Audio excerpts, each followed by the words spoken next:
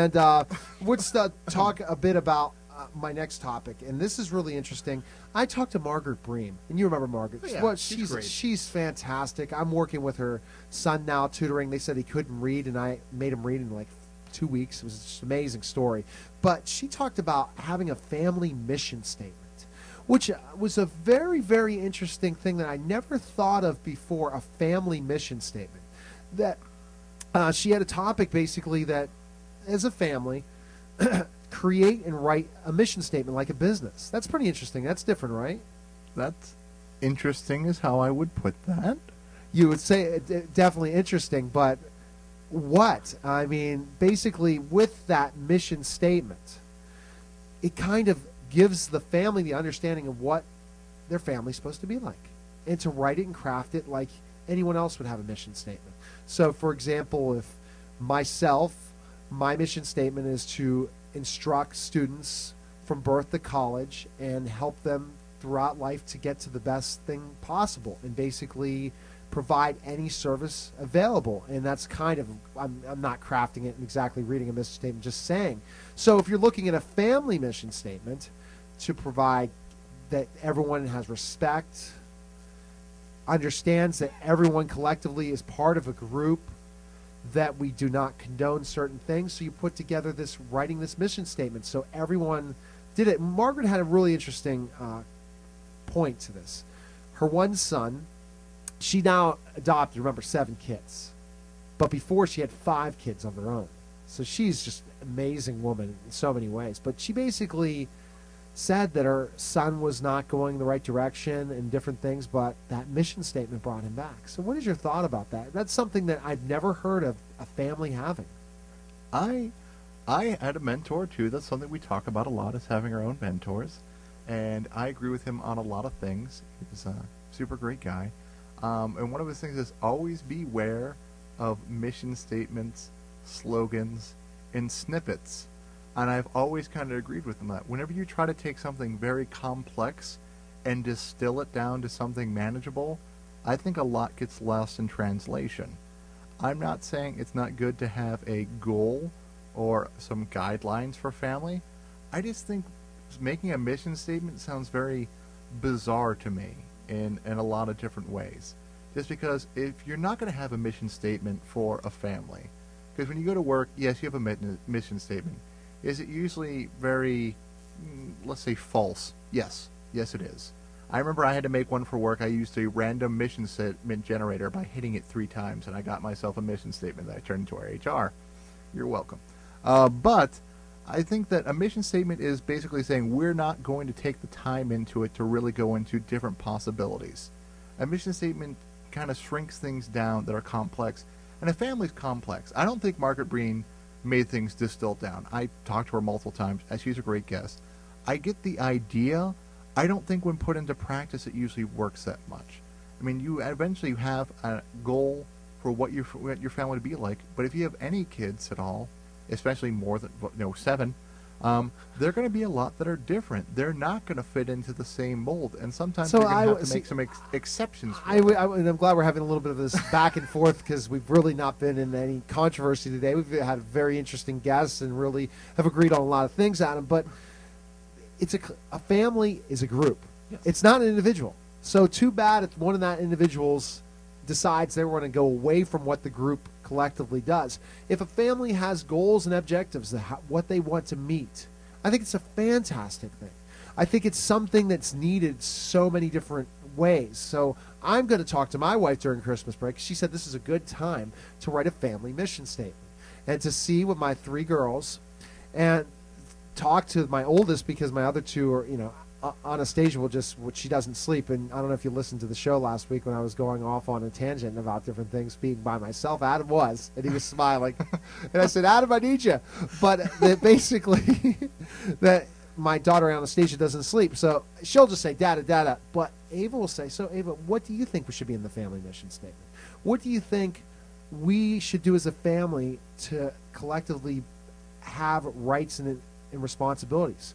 I think a lot of times, if a father or mother is in too much control and decides everything for the family, it's not a team. It needs to be a team effort. And that's what I think Margaret's talking about, putting it together in this team effort to come up with something that you could maybe post on your bulletin board. And that everyone looks at it and says, okay, but let's say Johnny isn't following directions. Johnny, look at the mission statement. It's something like teachers do all the time. Look, you have your rules on a chalkboard, and they're not following a certain rule, Adam. What are we going to do? It depends on where you're at. I mean, we're going to go back to you said, a family is a group, but is not an individual. It's true. But it's a group made up of individuals. And when you have, let's say you're not following directions, so point at the mission statement. That's not going to work for very long, because the mission statement doesn't address why you are doing that or how to solve it. It's just saying, I need you to do this. Why? Look over there. I think a lot of times when you have, even for positive or negative things that are deterring away from what the group wants, the way to really get it resolved is to take time and go to the root of it and explain why things happen. No, we don't have to explain things all the time, especially when we're dealing with younger children. Sometimes it's okay to say, we're going to do this because that's the way things are done. But it doesn't last for long. Kids are always going to be inquisitive. I'm having a great word day. They're going to be curious, and they're also going to be independent.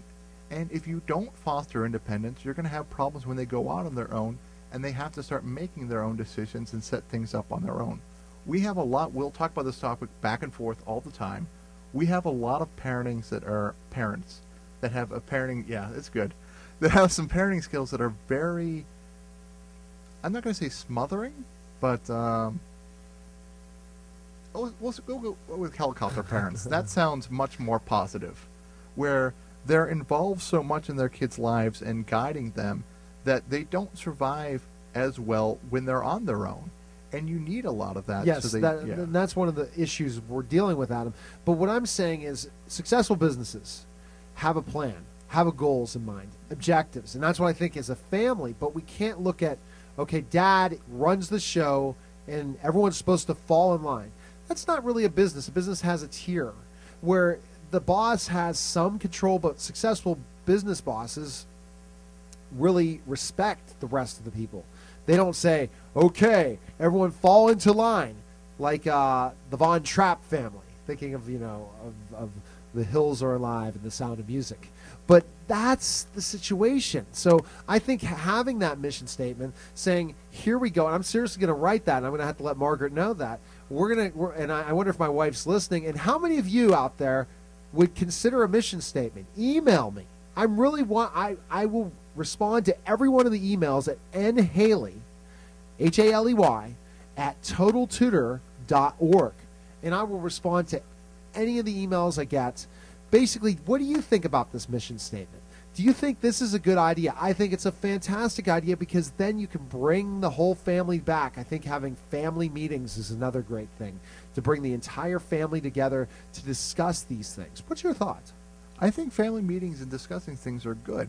Well, then don't you have goals for those meetings? See, I know where you're going with this. You are very good at that. I'm laying down one part of track and let's see if you go down the road. But having meetings is good when they foster discussion, when you go over things. Mission statements, I believe, are usually a fallback answer. I don't want to discuss this right now. Here's a mission statement. No. That's the same reason why I don't. So how's did your family have family meetings? Mine absolutely did not. No. But I think it's a great idea. We didn't have family meetings. We didn't have slogans. We didn't have any of those type of things. Come on now, you have to get your corporation, your Haley, your family logo, and saying, here we go, and like my initials on my Discover card, as you see. Look at this. This is what I have right now, and show that to the TV. That basically I have my monogrammed Discover card. Well, I think that basically.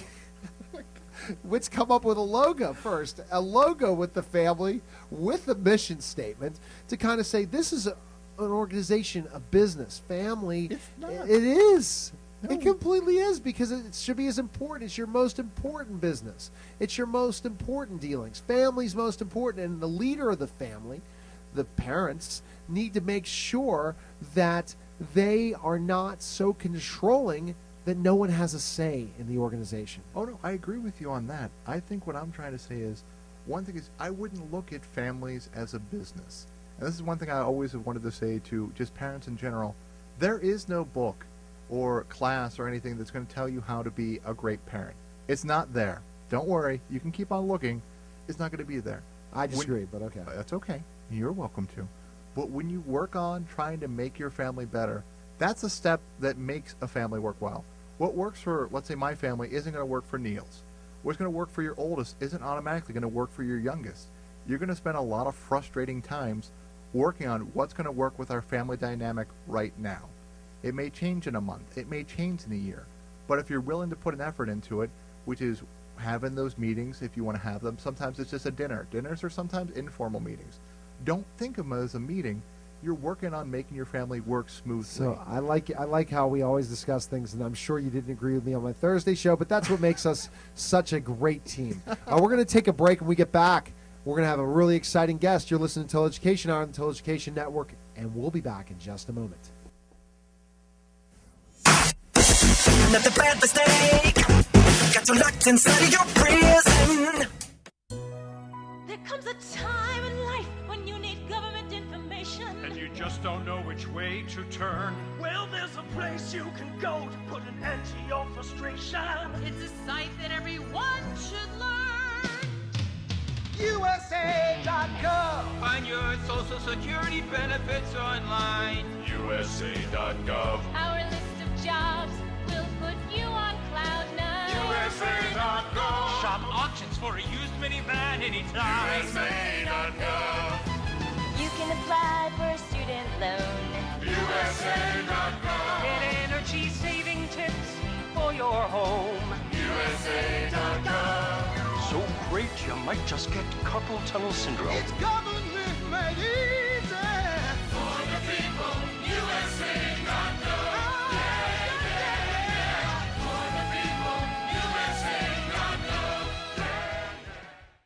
The American Legion. We're a powerful force for the nation. We pledge ourselves to our veterans, our youth, a strong national defense, and Americanism. These 4 pillars shape our work and what we do for America. We work relentlessly within our 4 pillars of service, and we succeed. We're committed to making sure all veterans receive the benefits they deserve for the sacrifices they've made in service to America. We support and promote citizenship and integrity in America's future leaders. We know what policies, tools, and manpower our military needs to protect this great country. We fight to get these things done. We're patriots through and through. We promote and defend these values every day in communities across the nation. Go to Legion.org to find out more about the American Legion's commitment of service to America.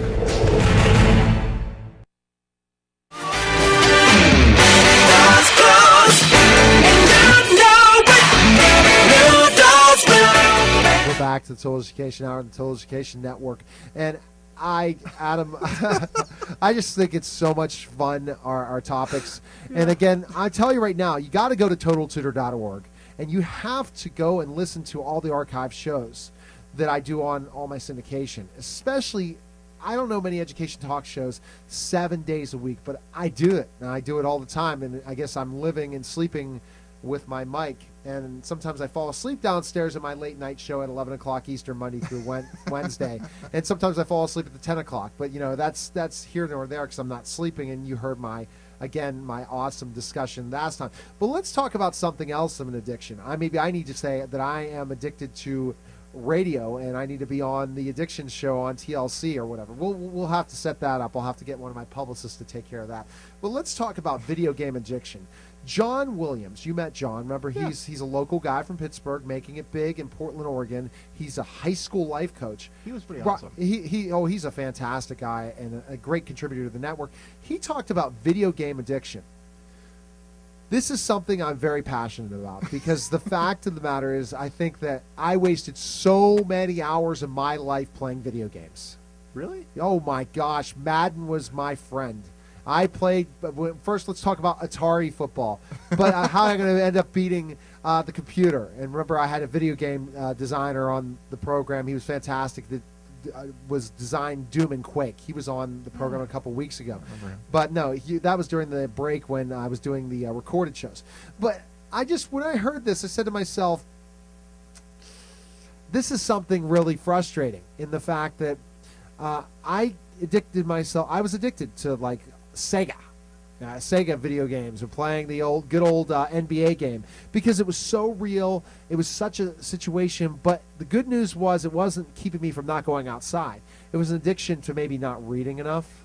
It was an addiction to maybe not going ahead and socializing enough where, my friends that were basketball players, they come hang out at my house and we play video games till the 2-3 o'clock in the morning sometimes, and playing. But video game addictions come so much more now that the video games producers want it to be an addiction. And that's what John Williams said. They want it to be something that's so addictive that if it's not addictive, it's not a good thing. What's your thought on that? Well, first off, I didn't know you played video games, Neil. I'm surprised. I did not know that at all about you. I don't know. Maybe it was just me being, stereotypical, thinking a wrestler. Wrestlers clearly don't play video games, but I was wrong. I don't know, because I love Skyrim a whole bunch. I got that midnight release. Me and my friend Doyle, we waited up to go get that game at midnight, and I have probably played between now and then maybe 200 hours. Oh, geez. We're talking the wrong person. Yeah. We need help. Dr. Chris, But are you able to help Adam in his video game addiction? So, Adam, maybe you need to do radio instead. That's at least get the message. So 200 hours? Since Yes. when? 11/11. So Okay, let's do the math on that. So 200 hours. Yeah. Let's just talk about some of our entrepreneurs. They would say to you, in 200 hours, Yeah. if you were making $30 an hour, that would be a good piece of change. Oh yeah, that would be like more than my yearly salary. And so I can't believe it. But when do you do that, Adam? So this is great. I'm trying to find out about addictions, and I think John would have had a good conversation about this too. So when do you do it? Do you do it after work, in the mornings? When? Usually after work. After work is when I do it, because at my job I spend most of my time on a computer and on a phone. So the last thing I want to do is either of those. And I get off work at 9, so there's not a lot of things I can do until I can go out with maybe till 10 or 11. But then normal people go to bed. Okay, so basically, that's how much you play video games too? Okay. I can't read it. So 5 hours and 32 minutes a day. 5 hours and 32 minutes a day. Great. And see, again, only CMU would be able to figure that one out. And I'm not going to have any sleep. They had to come up with a number. And Chris, my producer, always comes up with those things. So that's 5 hours. You sound like Jake when Jake talked about, I ended up, and Jake's my great co-host, but Jake says, I've been writing about 5 hours a day on my book. Yeah. Yeah, and how many pages you have? 32. Okay. I can understand that. But at least someday he'll make money at that. Yeah. So have you ever had this addiction before? 5 hours and 32 minutes a day? Usually I would say if there's a game I'm really, really into, it will eat up my time until then I'm just bored with it. That's the thing, though. I will get really, really bored eventually. I remember one of the things I found was hilarious was whenever I was like 6, I remember my uncles and my dad got a Nintendo back when it just came out. And we just thought it was the coolest thing ever. And my dad is an awesome guy, super cool. But I remember my mom screaming at him that she was going to, divorce him and say the other woman was Zelda because we played that game so much. I still have a folder made out of graph paper of all the dungeons that we mapped out on pencil and paper because we just thought it was awesome. It was new. It was something we had never seen before. And that probably ate up a whole bunch of our time together. So this is the fact I'm going to say that I really kick myself that I didn't read. That's, I guess, the difference between girls. Boys are addicted to video games more than girls. And that girls do enjoy reading. Guys really don't see that. I wish I had 5 hours a day to read. I honestly do. I wish that I could have the opportunity, or again, creating stuff for my website or different things, but I don't have that 5 hours. Or 5 hours to really sell, which I don't have that time either because I'm kind of wearing 62 hats right now. But why addictions, and this is what John was talking about. What they try to do, the video games, is to make it so that you're in control of reality now, that you're in control of everything, so it feels safe, and that you feel like you have control of your life, and that's why you play video games, and it's so real, and so that makes it an addiction, and they want that. And I think when I played, I wasn't thinking I was playing football in the game. Now the game looks like a real football game. When I played, it wasn't like that. It was just more of a competition. I was competing against a computer. I asked a question to John. I said, John, here's the difference. When I played, hey, we play on the weekends. We play at certain times. But when it was time to go and study, we'd study. But now the fact is people don't go outside and play anymore. People don't do those things because why? They have to compete with their group of people that are all online together doing the video game. It wasn't like you're competing against a computer where you could save it, say, hey, I got to sit down, go ahead and do some studies, or how can we, so there's not, you're not going to tell me we can combat this, but let's talk about you, again, are an adult. What about a child, a 14-year-old doing this? A 14-year-old, I think, has some other addictions. Well, I won't say addictions, very often habits that usually will take away video games from them. One of the things that always freaked me out was the MMORPGs. Wow. I'm just having a good day tonight. They will drag you in for forever. I lost one of my friends' entire summer because he had gotten, I think it was one of the new online ones. We won't mention the name. And he was just, that's what he did. And they have a lot of ways getting you on there because they level you up. There's a huge level gap. They make the early levels easy to level up so you feel like you've accomplished something. And there's a whole bunch of variable rewards, which are much more attractive than fixed rewards because you never know what's going to happen. And that kind of drags you into it. But for a 14-year-old, you'll see a lot of different behaviors in 14-year-olds. Boys or girls, doesn't matter, that will become, that's their thing. They get into it around that age category. If it's video games, eventually, usually they get out of it. It's just when they don't. Yeah, and see, let's talk about what happens if you are addicted to video games. First of all, your grades drop.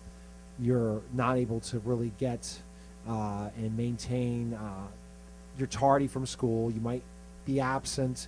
You really lose brain cells for video games in certain ways. You really kind of lose the ability to go outside, exercise, socialize.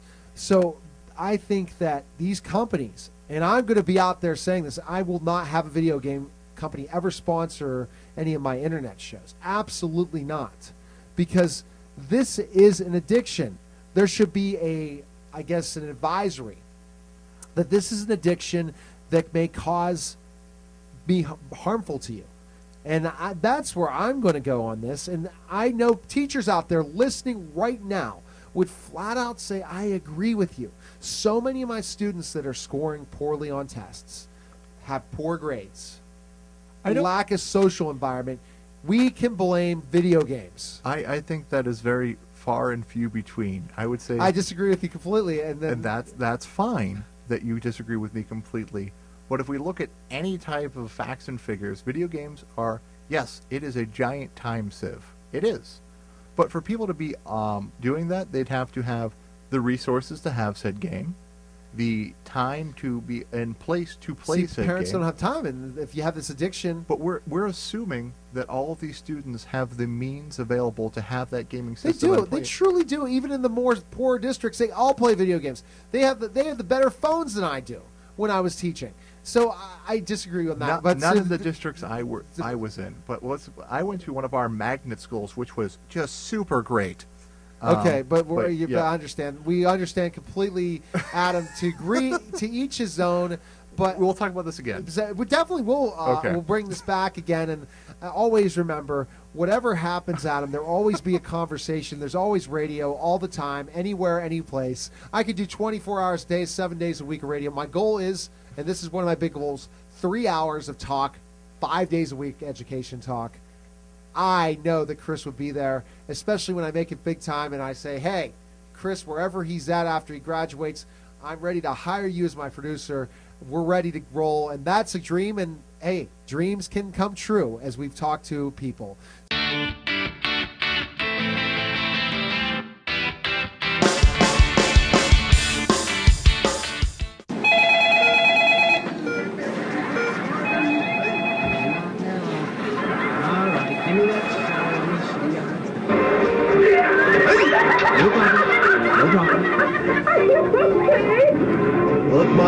No skiing? Oh, no fish. Falls on TV can be entertaining. Falling at home can be devastating. Each year, 1 in 3 Americans over 65 falls in their own home, breaking bones and shattering lives. For older people, any broken bone can be serious. A broken hip, potentially lethal. To make your home as fall-safe and bone-friendly as it can be, visit orthoinfo.org/falls. A public service message from the American Academy of Orthopedic Surgeons, where staying on your feet is doctor's orders. I am Joan Rivers with an important announcement. Getting old is horrible, okay? Horrible. You're not old. I mean, you're older, but you're not old. You want to see old? Oh, God. Yes. Grow up, for goodness sakes. The last man to hit on me was an undertaker. I know where I don't want to talk about Well, this, you're going to Mom. have to talk about it. It's the future. It's coming right at us. And I'm not worried about dying. It's getting there. I mean, heaven is going to be fabulous. It's going to be a giant shopping mall, and there's going to be 20% off on everything except for me, 44. You know, you're doing jokes, and I'm just not ready. Well, you have to be ready. You have to listen to me. Look, there are things to discuss. They're going to be my needs. They're going to be my wants. You know, Mom, I don't want to hear this. I just don't want to hear this. La, la, la, Don't la. give me la, la, la, la, la, I la. don't. I can't. I can't do Talk this. to your family about aging, even No. if they're not ready to listen. Come on, listen to me. Listen to me. For the first time? Yes, for the first time. No matter who you are, it's not easy talking about aging. For help, go to voa.org/talk. A message from Volunteers of America.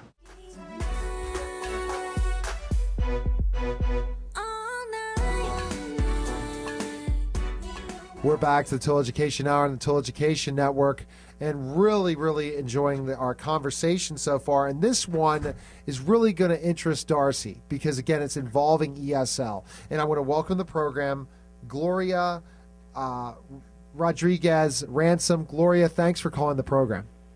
Thank you for having me.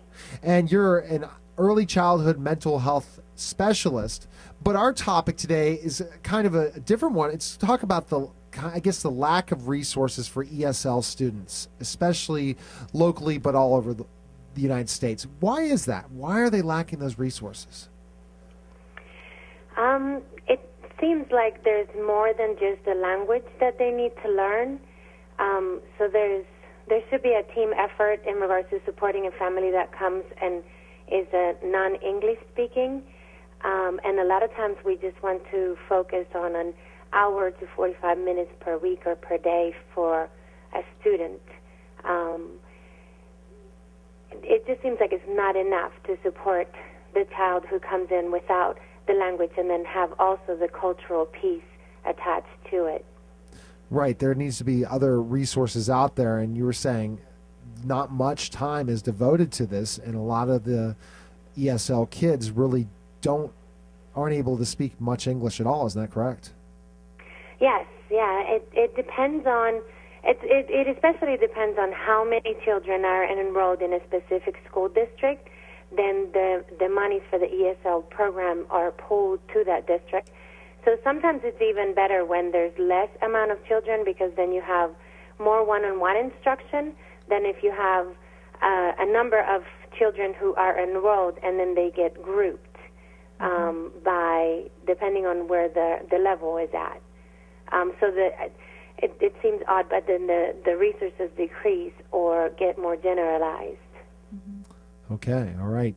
Yeah. Oh, that's It it's very upsetting to find out some of the missed opportunities with a lot of these kids, and to find out how much we really are neglecting them. Unfortunately, though, there are a lot of schools and a lot of programs that don't have the funds, and I was wondering if maybe you could give us a little advice if we are facing that kind of situation where we don't have the money or we don't have the manpower to really get the one-on-one instruction that the students need. Is there anything that you would suggest that we can do in that situation? I think there might be, there's a lot of people who say that they want to volunteer, they want to get involved. There's a lot of college-level teachers and students that want to learn Spanish or another language. There's not a channel for that, I don't believe.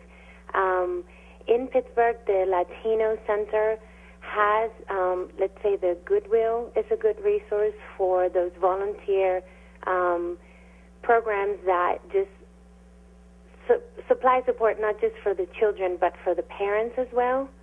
So there are some resources that you can access, like the Goodwill, like the Salvation Army that provides another one, like the Literacy Council, the Allegheny Intermediate Unit. There's a couple of places where volunteers can be pulled, and then perhaps a hub for it could be a Latino center or a community center where children can access tutoring or other, supportive things that they might need. Other parent groups. I'm thinking that might be a way if, like the economy is going, all the programs that are not imminent are being cut back. So it seems like it would be a natural progression for this also to not have as much funding as well. Okay. Well, that's why I'm just so glad that we're able to have you on. I mean, English as a Second Language is one of those programs that is very important because not only you're teaching them the second language, you have to give a frame of reference, the language they've just are starting to learn, which is something that we have a problem with a lot of our things now, and just getting that information out there to prove that, this helps in a lot of different ways, but it's very rarely funded. What is the way that you've been able to help, draw more attention just to make it known that this is something that needs to be done, but also the fact that it's very important, and each time that it's done, it's shown overwhelming success? A lot of times through the different families that come to the center, we're supporting them in getting and accessing these services. Some families, not only Latino, but also refugees and from different cultures, are very isolated, and they don't access any of these services that are provided unless somebody does that survey or just kind of finds them. So we want to make sure that people know that they're there in order for them to access them. I think the only other aspect of it is that I think there's an emphasis on let's learn English, and that is a necessity, but there's not a lot of emphasis on retaining the language of origin. Right. So there also has to be an importance on, and research has shown that a child who is bilingual has more opportunities in the future, has more opportunities in regards to learning. So I think we go into then we're going to focus on the English. And a lot of our kiddos end up being translators for their families and not get hooked up to that support of them also learning the English to be able to thrive, within their communities. So I'm not sure if I answered your question, but it's kind of it's a very interesting issue because it's not just let's learn English. It's how do we become self-sufficient? How can I, be a good citizen of society with the gifts that I already have and the strengths that I already have, plus being able to translate that into English. We do have a caller, but again, it's always callers that are my co-hosts, and one of my co-hosts on Saturday mornings in the Pittsburgh area, Jarrett, my developmental therapist, behavior expert, has a question. Jarrett, thanks for calling, and again, for our anniversary show, it's fantastic that you were able to call the studio. That's really why I mean, that was one of the things that I wanted to call in and say I can't believe that 2 years has gone by already, and how much the show has grown and evolved. The guests that are on this program, they provide information that is just, it's not out there anywhere else. I mean, this is the only show that's doing it. Even right now, the guest you have right now is just really sharing with me, information that I had no idea of. And, what kind of almost dire straits we are in because of what's happening within the funding sources and the structure. The only question I had is she talked a little bit about volunteers and providing. Does she feel that volunteerism can really provide enough support? Can they make that commitment to really have this program flourish and support the ESL community? You know, I think they do. I've seen so many people that want to volunteer. The problem becomes when then you have to go through an organization to do it, and you have to have clearances, you have to have supervision and professional development, and I think that's where the volunteers fall off the wagon, per se, because it's great to have people that want to do it, but I think you're right in regards to people. Long-term commitment is a little bit difficult, but I think if we can set up the right screening, we can definitely have. I mean, there's college students that come to Pitt, to Chatham, to everywhere all the time from different countries that have time in their hands that they can definitely, and they want to put it towards helping. But you're still on, Gloria. Don't worry about it. Okay. Gloria, hello? Yes. Okay, just keep talking.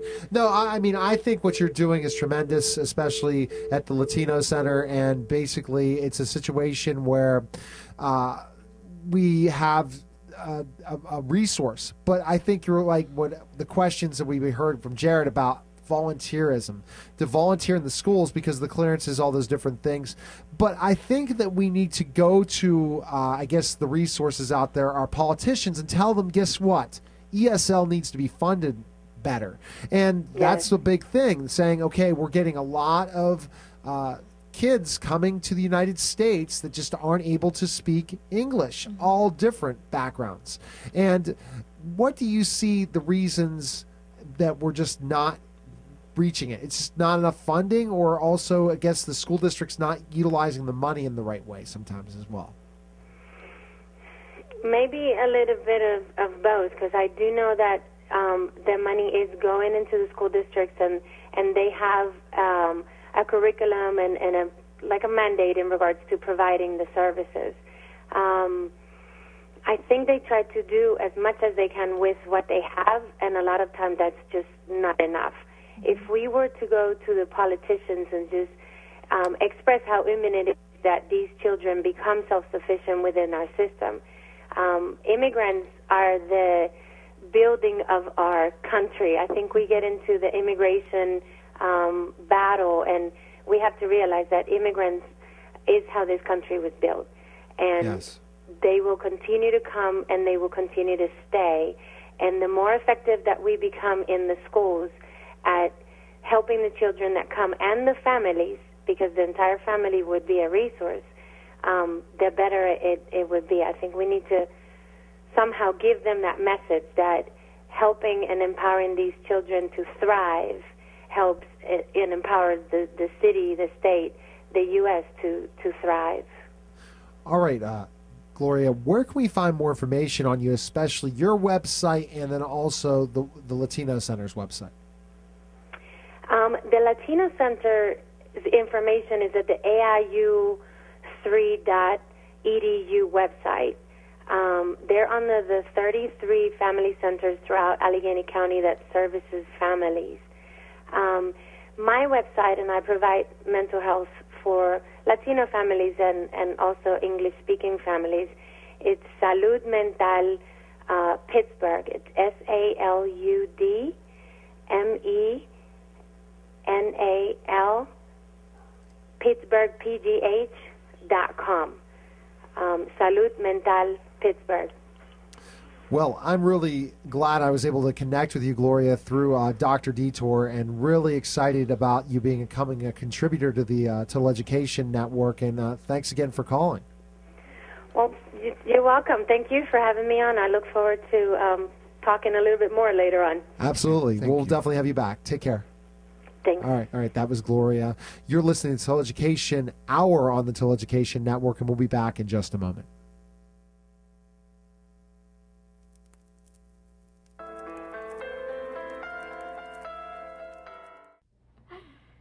Everyone is a story.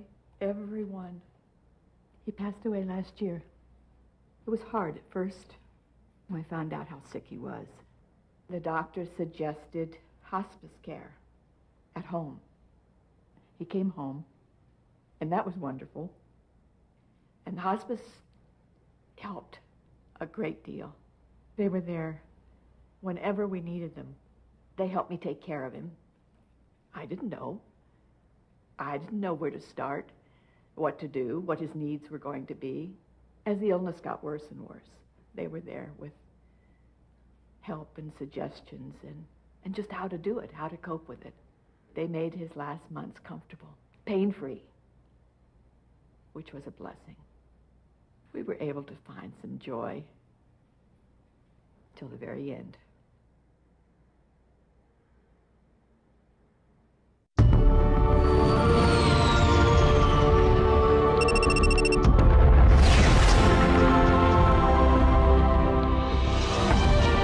This sector's clear, Captain. Seems that way. But they're here. We have an intruder. 30 meters. 20 meters. 12. 8. 5.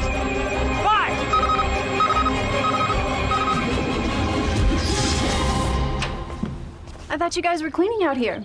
Oh, we are. We're, sweeping.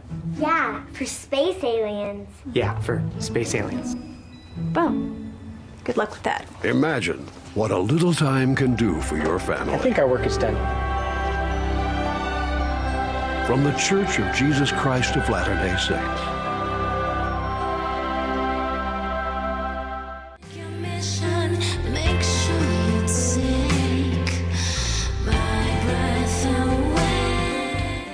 Well, we've been having the Carmen Perez music breaks. Thanks again, Carmen, for sending the music, and she was an awesome guest earlier. I want to welcome to the program our last guest for today's show.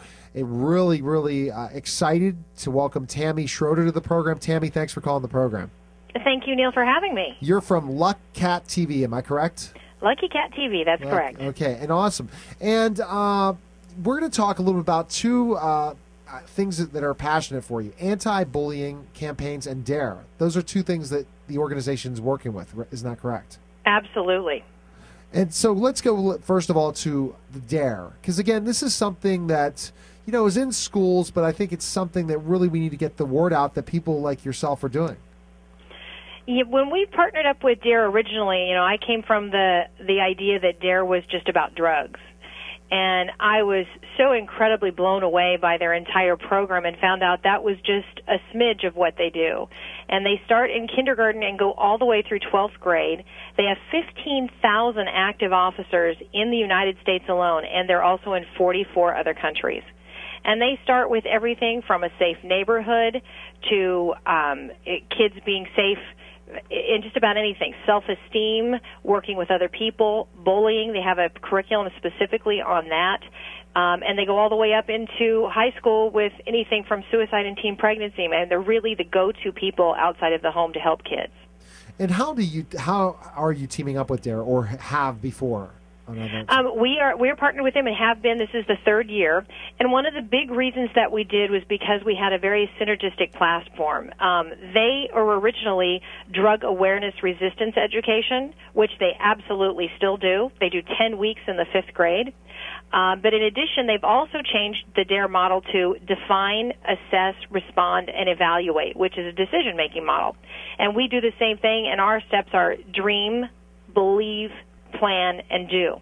And so there was a lot of synergies there that we were teaching kids the same method of basically looking at a situation, planning it, and being able to handle the situation, which is how we ended up at bullying. Yeah, oh yeah, and that's something that again has become such a hot button topic. How to control and I guess eliminate bullying. And a lot of people say, oh, it's never going to happen. And there are a lot of groups out there trying to end this. Very interesting guest we're going to have next week talking about cyberbullying. And we're going to have Dr. Oz's daughter on the program, and it's going to be a really exciting situation. But the situation with how we can stop bullying. How are we going to do this? It happens everywhere in the schools, and we try different ways to stop it.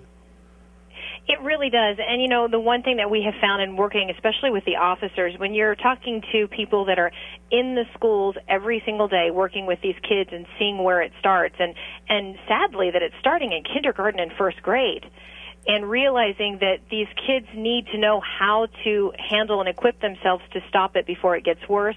But also, even if it doesn't stop, how do they handle it and make sure they're in a safe environment? And a lot of that starts with the self-esteem and making sure they understand what is okay to be treated in which way or not, and what do you do when someone starts treating you that way.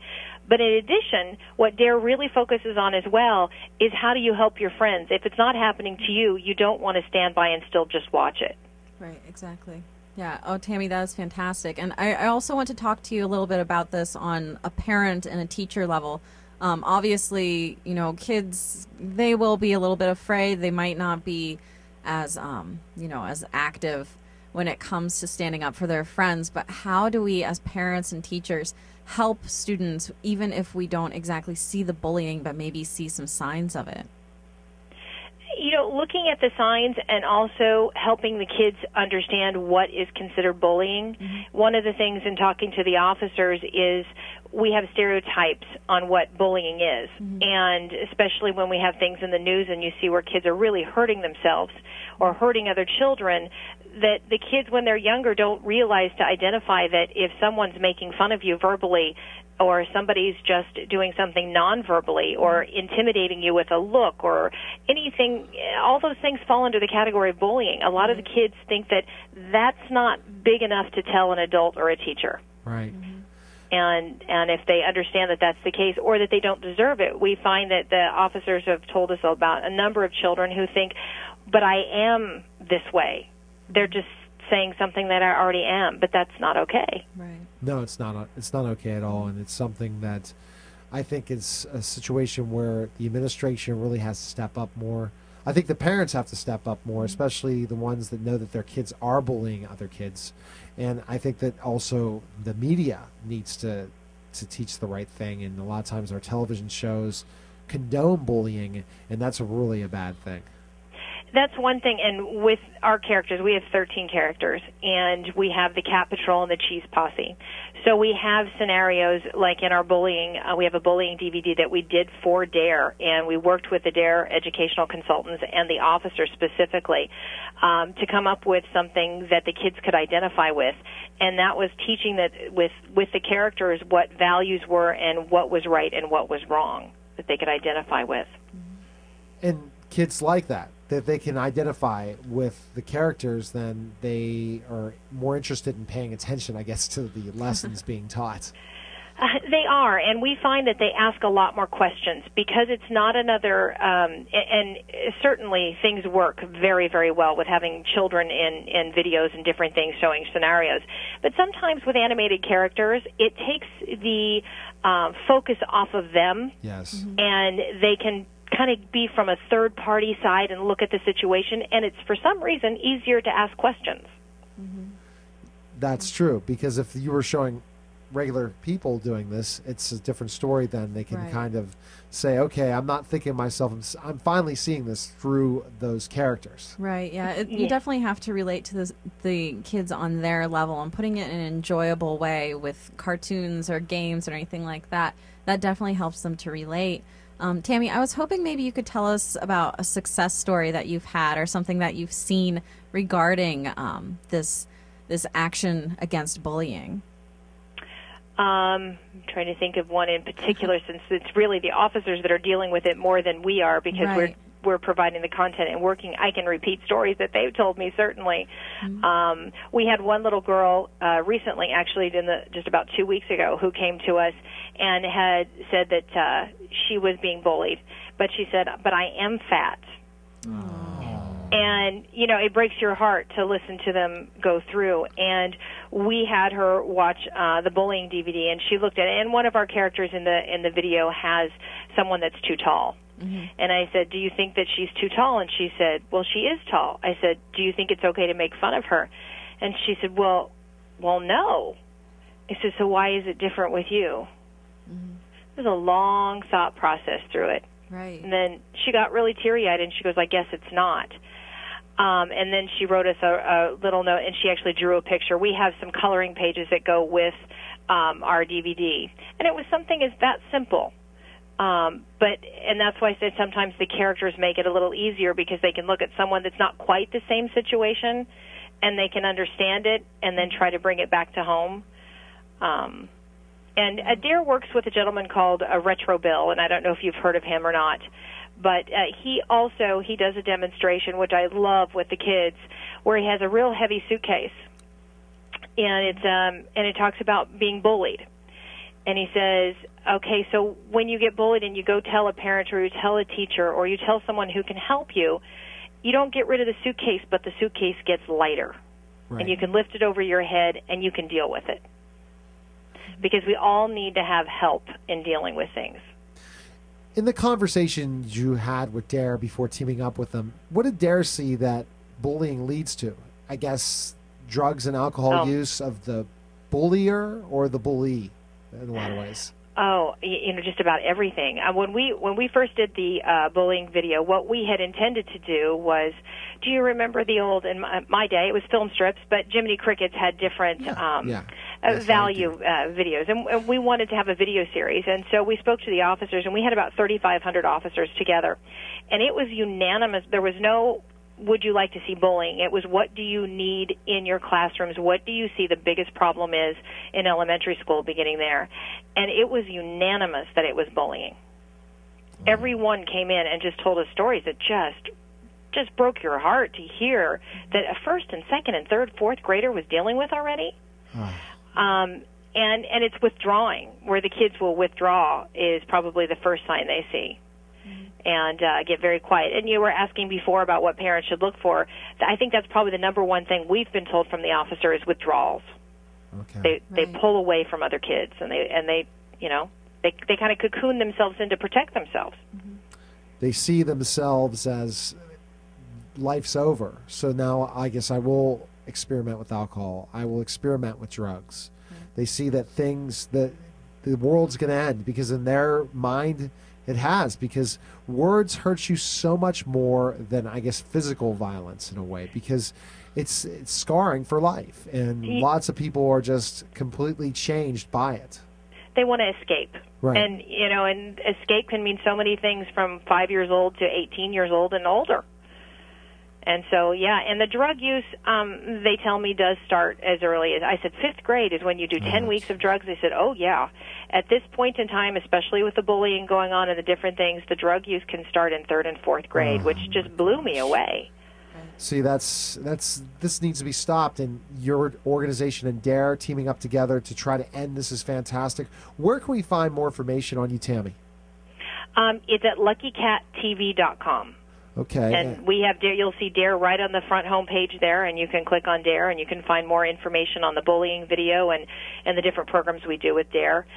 They do community service. We have a wonderful community service challenge. They challenge 5th graders, and they do everything from graffiti to sending packages to Afghanistan. So you can see that's not necessarily about drugs, but it all comes from the Dare program. And I just really think what you're doing is fantastic. Any recommendations to administrators to stop bullying? What do you think they should do? I think the biggest thing that's come to us has been from, as far as the students, is that they don't always feel the teachers believe them. Right. There has been some kids that have come through that have said, I've talked to my principal and I've talked to my teacher, and they tell me that it's okay, that it happens to everybody sometimes. And I don't think, and it may be one or two teachers, but those are the ones that show up on our doorstep. And so just being open to understand that even if it's really small and we've got 100 other things going on in the classroom that are hard, that's a really big deal to someone who's 7 years old. Well, I appreciate you calling the program and love to have you back to hear what's going on with your organization. Thanks again for calling. Thank you for having me. All right, take care. Take care. All right, I can't believe how quickly this show has gone today. Awesome guests, great discussions. 2nd year anniversary. I wonder where we'll be on our 3rd. I hope everyone has a great week, and I want to thank again my producers, Chris and Christina, television Christina, radio Chris. And we couldn't do it without you. Absolutely, and I know that you probably are like, I can't wait till they're gone. Well, especially the loudmouth host. But I appreciate the volunteering of your time and efforts, and it was fantastic. I hope everyone has a great week. We'll talk next week with some more great education talk. Good night, everyone.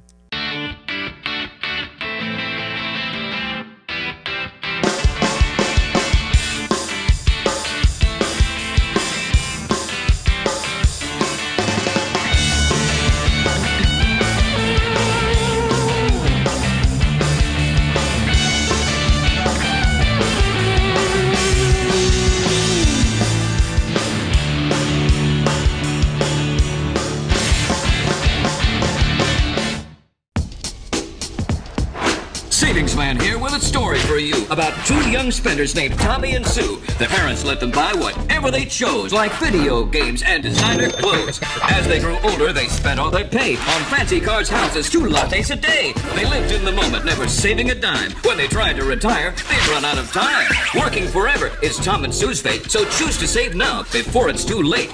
Visit our website to find out more, 'cause a happy ending's worth saving for.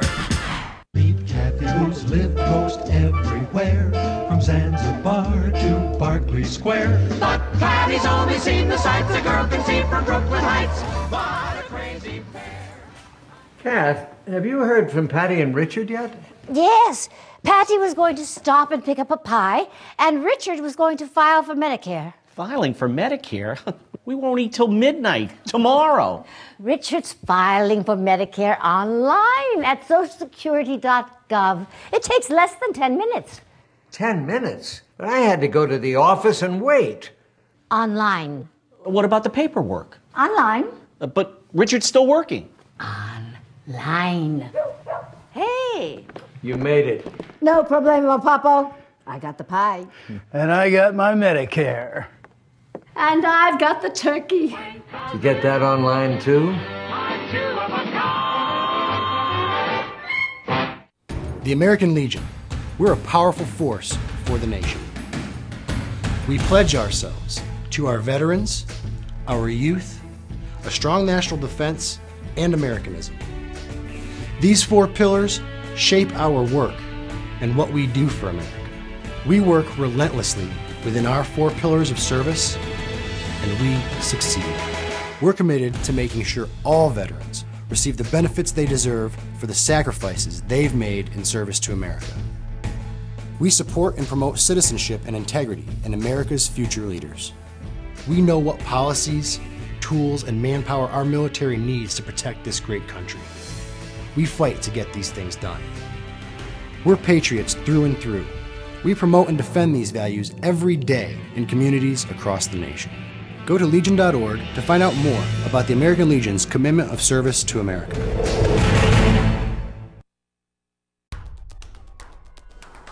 Delhi's a mad, chaotic place at first glance, but there is a method to the madness somewhere. I've lived in Delhi all my life, and I have seen the weather change. The monsoon this year has been more erratic than I can ever remember. It's at least a month and a half late. We've had, I think, highest temperature in the last 50 years. Growing up, you'd wait for a squall. It was short, it was intense, but it used to come nearly every evening, sometime in the beginning of the summer. This year, there's not a drop. Climate change is something that affects everyone. It's not class-specific or society-specific. Some estimates say 2017 Delhi, 15 million people are going to be without water. It's quite scary living in Delhi and knowing that.